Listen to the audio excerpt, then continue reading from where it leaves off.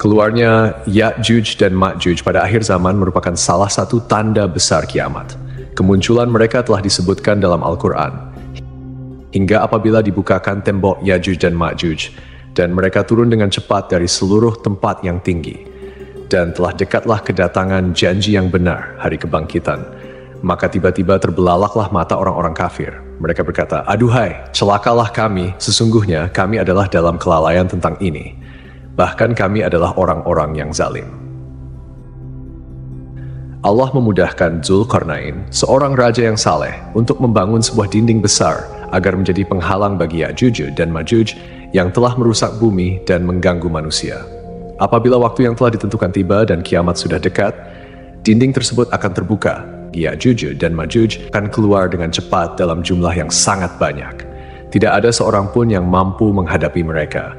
Mereka akan berbaur dengan manusia dan menyebarkan kerusakan di muka bumi. Ya'juj dan Ma'juj adalah kata yang terdapat dalam Al-Quran dan ditafsirkan sebagai kaum yang membuat kerusakan di muka bumi. Siapakah sebenarnya Ya'juj dan Ma'juj? Kapan mereka akan keluar? Dan di mana letak tembok yang disebutkan itu? Simak penjelasannya lebih lanjut. Sebelum itu, jangan lupa untuk subscribe, tinggalkan like, serta tuliskan harapan pemirsa di kolom komentar. Semoga kita semua menjadi orang-orang yang selamat dari fitnah akhir zaman. Amin ya, Rabbal Alamin. Secara etimologis, Ya'juj dan Ma'juj berarti penduduk atau bangsa. Anggapan yang menyatakan Ya'juj dan Ma'juj bukanlah dari keturunan manusia tidaklah benar. Mereka adalah manusia keturunan Nabi Adam alaihissalam, hanya saja memiliki sifat yang suka merusak, dan mereka akan berperang melawan Nabi Isa alaihissalam beserta pasukannya di Bukit Tursina. Sesungguhnya Ya'juj dan Ma'juj berasal dari keturunan Adam. Jika mereka diutus kepada, niscaya akan merusak kehidupan mereka, dan tidaklah salah seorang dari mereka mati, kecuali meninggalkan 1000 keturunan dari mereka atau lebih. Mengenai asal-muasal Ya'juj dan Ma'juj, ada 2 keterangan dari para ulama. Pertama, mereka berasal dari keturunan Adam, bukan Hawa. Normalnya manusia terlahir dari perkawinan, namun Ya'juj dan Ma'juj terlahir tanpa melalui perkawinan Adam dan Hawa. Mereka muncul karena Adam alaihissalam mengalami mimpi basah dan air maninya bercampur dengan tanah. Dari sinilah kemudian Allah Subhanahu wa Ta'ala menciptakan Ya'juj dan Ma'juj. Kedua, mereka adalah keturunan Yafits bin Nuh. Yafits bin Nuh merupakan moyang dari bangsa Turki. Pendapat yang tepat adalah pendapat yang kedua ini, wallahu alam bisyawab, karena tidak ada satupun riwayat syahih yang mendukung keterangan pertama. Dengan demikian, kita dapat menyimpulkan bahwa Ya'juj dan Ma'juj adalah 2 suku besar yang masih termasuk anak cucu Adam alaihissalam dan berasal dari keturunan Yafits, putra Nuh, yang merupakan nenek moyang bangsa Turki dan Mongol. Mereka diisolir oleh tembok benteng tinggi yang dibangun oleh Zulkarnain. Mereka tidak hidup di alam gaib seperti para malaikat dan bangsa jin, melainkan berasal dari Magog bin Yafet bin Nuh bin Lamik bin Metusyalih bin Idris bin Yarid bin Mahlail bin Kianan bin Anusi bin Syits bin Adam. Ya'juj dan Ma'juj berkembang biak dengan cepat sehingga jumlah mereka menjadi sangat banyak. Ya'juj dan Ma'juj adalah 2 bangsa yang sangat besar jumlahnya, dengan perbandingan 1 terhadap 999 antara manusia umumnya dengan Ya'juj dan Ma'juj. Mereka disebutkan sebagai mayoritas penghuni neraka dan kedua suku ini disebutkan telah ada dekat pada masa Nabi Musa alaihissalam berdakwah. Abdullah bin Amr berkata bahwa salah seorang dari mereka tidak akan mati kecuali ia telah memiliki keturunan sejumlah 1000 atau lebih. Ciri utama mereka adalah memiliki sikap yang merusak dan jumlah mereka sangat banyak, sehingga ketika mereka turun dari gunung seakan-akan seperti air terjun yang mengalir. Selain itu, mereka juga tidak pandai dan tidak fasih berbicara, bermata sipit, berhidung kecil, muka lebar seperti perisai, kulit berwarna merah, memiliki tubuh yang kuat, serta tidak ada manusia yang mampu menandingi atau memerangi mereka. Dalam tafsir Ibnu Katsir juga disebutkan bahwa Ya'juj dan Ma'juj adalah kaum yang suka melakukan kerusakan. Mereka merusak tanaman, keturunan manusia, dan suka merampok. Dalam bahasa Cina, Ya artinya Asia, sedangkan Ju berarti bangsa yang menunjukkan bahwa Ya'juj sama dengan bangsa Asia. Sementara itu, Ma'juj berasal dari kata katama yang berarti kuda dan Zhou yang berarti bangsa, sehingga Ma'jujiyah dapat diartikan sebagai bangsa berkuda. Raja Zulkarnain yang dikenal sebagai satu-satunya Raja Firaun yang masuk Islam bukanlah nama pribadi, melainkan sebuah julukan. Kata Zulkarnain sering dimaknai sebagai pemilik dua tanduk, karena kedua sisi batok kepalanya terbuat dari tembaga dan membentuk seperti tanduk. Diceritakan bahwa dia sampai di suatu tempat yang terdapat dua gunung berdampingan. Di antara kedua gunung tersebut terdapat celah yang digunakan oleh Ya'juj dan Ma'juj untuk masuk. Kemudian Zulkarnain menempuh jalan yang lain. Hingga ketika dia sampai di antara dua gunung, dia mendapati di belakang kedua gunung itu suatu kaum yang hampir tidak memahami pembicaraan. Mereka berkata, "Wahai Zulkarnain, sungguh Ya'juj dan Ma'juj itu makhluk yang berbuat kerusakan di bumi. Bolehkah kami membayarmu imbalan agar engkau membuatkan dinding penghalang antara kami dan mereka?" Zulkarnain berkata, "Apa yang telah dianugerahkan Tuhan kepadaku lebih baik daripada imbalanmu, maka bantulah aku dengan kekuatan. Berilah aku potongan besi." Hingga potongan besi itu telah dipasang sama rata dengan kedua puncak gunung itu. Dia berkata, "Tiuplah api itu." Ketika besi itu sudah menjadi merah seperti api, dia pun berkata, "Berilah aku tembaga yang mendidih agar kutuangkan ke atasnya besi panas itu." Maka mereka Ya'juj tidak dapat mendakinya dan tidak dapat pula melubanginya. Zulkarnain berkata, "Dinding ini adalah rahmat dari Tuhanku. Apabila janji Tuhanku sudah datang, dia akan menghancur luluhkannya, dan janji Tuhanku itu benar." Mengenai lokasi pasti keberadaan tembok Ya'juj dan Ma'juj belum dapat dipastikan. Namun ada beberapa pendapat ulama dan peneliti mengenai hal ini. Ciri tembok Zulkarnain dapat ditemukan dalam surat Al-Kahfi ayat 93 yang mengatakan, "Hingga apabila dia telah sampai di antara dua buah gunung, dia mendapati di hadapan kedua bukit itu suatu kaum yang hampir tidak mengerti pembicaraan."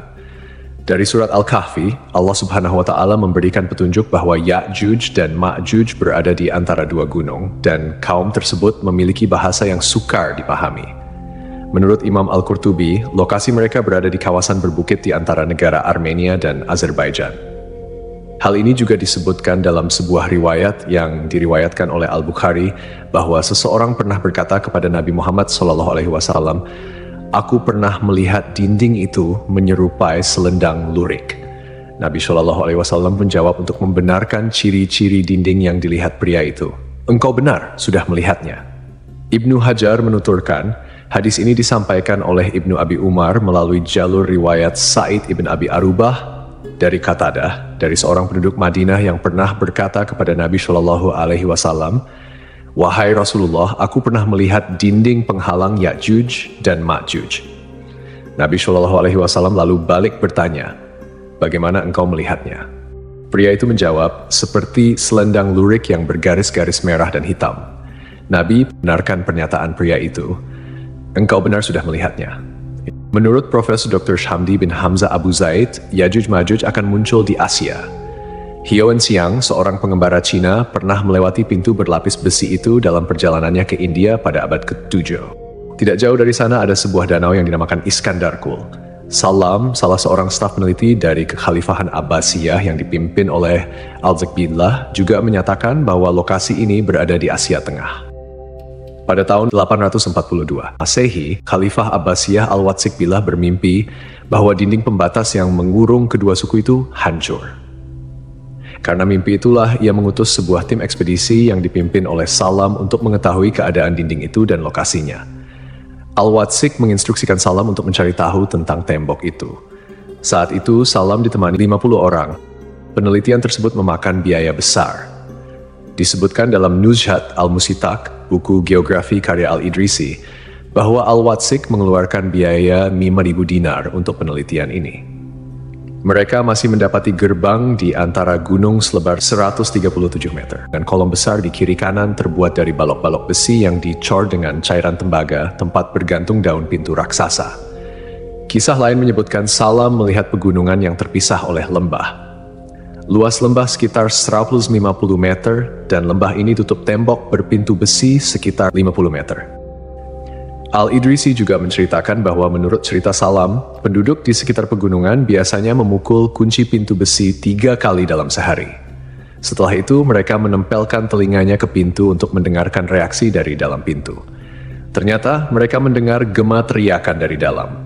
Hal itu menunjukkan bahwa di dalam pintu betul-betul ada makhluk jenis manusia yang konon Ya'juj dan Ma'juj itu. Dalam bukunya, Al-Sharif Al-Idrisi juga menuturkan bahwa Salam pernah bertanya kepada penduduk sekitar pegunungan, apakah ada yang pernah melihat Ya'juj dan Ma'juj. Mereka mengaku pernah melihat gerombolan orang di atas tembok penutup. Lalu angin badai bertiup melemparkan mereka. Penduduk di situ melihat tubuh mereka sangat kecil. Setelah itu, Salam pulang melalui Taras, Kazakhstan, kemudian Samarkand, Uzbekistan, lalu kota Rey, Iran, dan kembali ke istana Al-Watzik di Suraman Ra'a, Irak. Ia kemudian menceritakan dengan detail hasil penelitiannya kepada Khalifah. Ibnu Battuta menuturkan dalam kitab Rahlat Ibnu Battuta bahwa pegunungan Ya'juj dan Ma'juj berada sekitar perjalanan 6 hari dari Cina. Penuturan ini tidak bertentangan dengan Al-Sharif Al-Idrisi, sebab di sebelah barat laut Cina adalah daerah-daerah Rusia. Ada juga yang mengatakan bahwa tembok Ya'juj-Ma'juj ada di Asia Barat. Menurut Asy-Syaikh Abdurrahman As-Sa'di, Ya'juj-Ma'juj berada di belakang pegunungan Kaukasus. Memang ada yang berpendapat bahwa pegunungan inilah yang merupakan benteng dimaksud. Deretan pegunungan ini memanjang tanpa celah dari Laut Hitam hingga Laut Kaspia sepanjang lebih dari 1.200 km. Kecuali pada bagian kecil dan sempit yang disebut celah Darial terletak di negara Georgia sepanjang kurang lebih 100 meter. Pada bagian celah itulah diduga penghalang dari Ya'juj dan Ma'juj itu dibangun. Ada juga yang menyatakan bahwa keberadaan tembok tersebut telah tenggelam dan sampai saat ini berada di Azerbaijan dan Armenia, tepatnya di pegunungan yang sangat tinggi serta keras. Ia berdiri tegak seolah-olah diapit oleh 2 buah tembok yang sangat tinggi. Tempat itu tercantum pada peta-peta Islam maupun Rusia, terletak di Republik Georgia. Ketika pada masanya, suku Ya'juj dan Ma'juj akan berhasil menghancurkan dinding besi pembatas yang telah dibangun oleh Zulkarnain, mereka akan turun dari pegunungan dengan cepat dan tergesa-gesa. Dikatakan bahwa mereka sangat cepat dalam bergerak guna menyebarkan kehancuran. Setelah Dajjal wafat, kaum muslimin dari Suriah akan memasuki Palestina melalui wilayah Sinai. Saat malam tiba, mereka akan beristirahat di Masjid Tursina. Pada saat itulah Ya'juj dan Ma'juj keluar memporak-porandakan seluruh penduduk bumi. Selama Ya'juj dan Ma'juj merajalela, umat manusia akan mengalami kesulitan berkepanjangan. Pada masa tersebut, banyak kaum muslimin yang menderita karena kekurangan makanan dan air. Ketika mereka mencapai Danau Tabariyah di Palestina, Ya'juj dan Ma'juj meminum habis air danau tersebut, sehingga orang terakhir yang datang berkata, "Sungguh dahulu di sini masih ada air."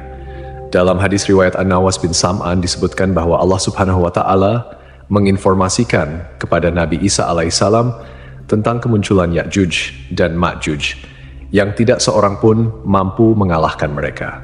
Allah Subhanahu wa Ta'ala kemudian memerintahkan Nabi Isa alaihissalam untuk membawa kaum muslimin mengungsi ke Gunung Tur agar terlindungi dari kerusakan yang dibawanya. Di Gunung Tur, kaum muslimin yang bersama Nabi Isa alaihissalam semakin lama semakin kehabisan makanan. Tidak mungkin bagi mereka turun dari gunung karena selain tidak ada makanan, mereka khawatir akan bertemu dengan Ya'juj dan Ma'juj. Akhirnya mereka memohon pertolongan kepada Allah Subhanahu wa Ta'ala dan Nabi Isa alaihissalam bersama kaum muslimin berdoa agar Ya'juj dan Ma'juj dimusnahkan. Allah Subhanahu wa Ta'ala kemudian mengirimkan ulat-ulat yang banyak sekali yang menggerogoti leher Ya'juj dan Ma'juj. Dan ketika waktu subuh tiba, Ya'juj dan Ma'juj pun lenyap tanpa tersisa. Pada saat itu, Nabi Isa alaihissalam berkata kepada kaum muslimin, "Siapa di antara kalian yang mau memastikan bahwa Ya'juj dan Ma'juj telah tiada?" Maka seorang yang siap mati syahid keluar dan mengucapkan takbir, "Allahu Akbar, Ya'juj dan Ma'juj telah berakhir, kita menang." Nabi Isa alaihissalam dan semua kaum muslimin pun keluar. Inilah fitnah akhir zaman terakhir yang tidak dapat diatasi oleh siapapun, termasuk Nabi Isa alaihissalam dan Imam Mahdi. Setelah itu, Nabi Isa alaihissalam dan para sahabatnya turun dari gunung dan mendapati bumi penuh dengan bau busuk serta bangkai Ya'juj dan Ma'juj. Nabi Isa alaihissalam lalu memohon kepada Allah Subhanahu wa Ta'ala untuk membersihkan bumi dari bangkai tersebut. Allah Subhanahu wa Ta'ala kemudian mengutus burung-burung berleher panjang seperti unta untuk membawa bangkai-bangkai tersebut ke tempat yang dikehendakinya. Dalam riwayat lain disebutkan bahwa bangkai-bangkai Ya'juj dan Ma'juj dibuang di tengah samudera dan dimakan oleh ikan-ikan yang akhirnya menjadi gemuk karena belum pernah menemukan daging sebanyak itu. Nabi Isa alaihissalam dan kaum muslimin kemudian berdoa lagi kepada Allah Subhanahu wa Ta'ala untuk membersihkan permukaan bumi dari bau dan kotoran Ya'juj dan Ma'juj. Allah Subhanahu wa Ta'ala lalu menurunkan hujan lebat yang membasuh seluruh kotoran mereka dari muka bumi hingga tanah menjadi bersih kembali. Sebagian mufasir mengatakan bahwa bau busuk dari kotoran Ya'juj dan Ma'juj membutuhkan waktu hingga 7 tahun untuk hilang sepenuhnya. Setelah Ya'juj dan Ma'juj dimusnahkan, kehidupan kaum muslimin di bawah kepemimpinan Nabi Isa alaihissalam semakin baik. Mereka hidup dalam kedamaian, keamanan, dan kebahagiaan dengan rezeki yang melimpah.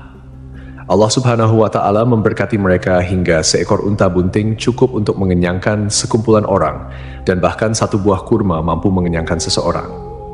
Pada masa ini, Nabi Isa alaihissalam menjalankan syariat yang dibawa oleh Rasulullah Shallallahu alaihi wasallam dalam menata kehidupan masyarakat. Banyak orang kafir yang masuk Islam setelah menyaksikan keindahan ajaran tersebut. Di mana-mana terlihat kedamaian dan persatuan. Kejahatan jarang terjadi, dan seluruh umat bersatu dalam pengabdian kepada Allah Subhanahu wa Ta'ala. Namun masa ini berlangsung singkat. Di akhir masa Nabi Isa alaihissalam, Allah Subhanahu wa Ta'ala akan mengirimkan angin lembut dari arah Yaman. Angin ini akan menyentuh setiap orang beriman dan muslim, dan melalui angin ini Allah Subhanahu wa Ta'ala mengambil nyawa mereka. Setelah itu, yang tersisa hanyalah orang-orang jahat yang hidup tanpa akhlak dan rasa malu, bagaikan binatang. Di masa itulah kiamat akan tiba.